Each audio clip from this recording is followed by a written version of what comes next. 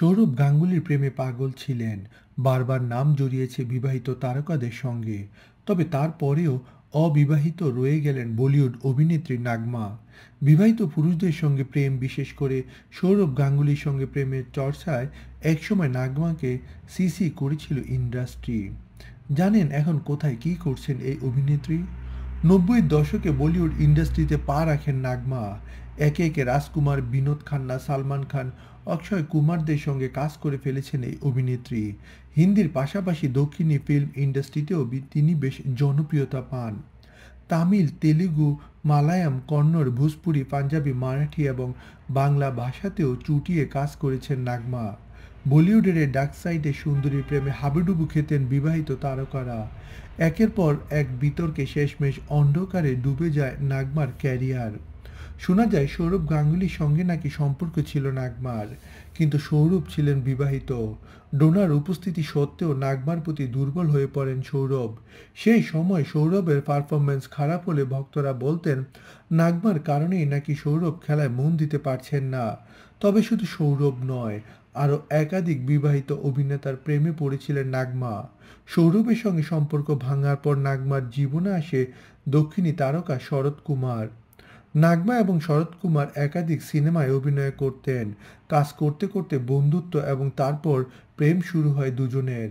বহুদিন তারা এই সম্পর্ক লুকিয়ে রেখেছিলেন, কিন্তু শরতের স্ত্রী সব জানতে পেরে যান এবং তিনি শরৎ কুমারকে ডিভোর্স দেওয়ার সিদ্ধান্ত নেন। এরপর দক্ষিণী দুনিয়াতে নাগমার বিরুদ্ধে অভিযোগ করতে শুরু করে যে তিনি অন্য তারকার ঘর ভেঙেছেন। এদিকে আবার শরৎ কুমার নাগমাকে প্রাণে মারার হুমকি দিতে শুরু করেন। শেষ পর্যন্ত এত মানসিক চাপ সহ্য করতে না পেরে দক্ষিণী ফিল্ম ইন্ডাস্ট্রি ছেড়ে বেরিয়ে আসেন নাগমা। এরপর দক্ষিণ ছেড়ে তিনি ভোজপুরি দুনিয়াতে যান। সেখানেও অভিনেতা রবি কিষানের সঙ্গে ঘনিষ্ঠ হয়ে পড়েন তিনি। রবিও বিবাহিত ছিলেন। রবির সঙ্গে সম্পর্কের কথা নাগমা কখনো স্বীকার করেননি, কিন্তু রবি কিষান নিজে বলেছিলেন, নাগমা আমার জীবনের একটি সুন্দর অংশ। আমার স্ত্রী তা মেনেও নিয়েছে।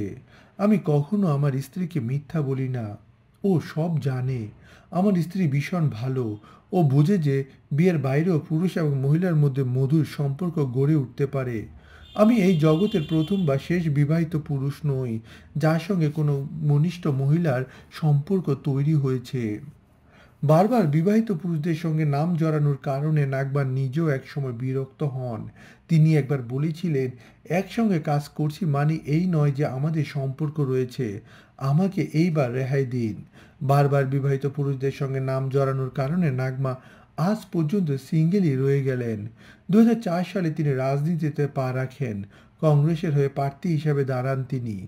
এখন অভিনয় ছেড়ে পুরোদস্তুর রাজনীতি নিয়ে আছেন অভিনেত্রী নাগমা।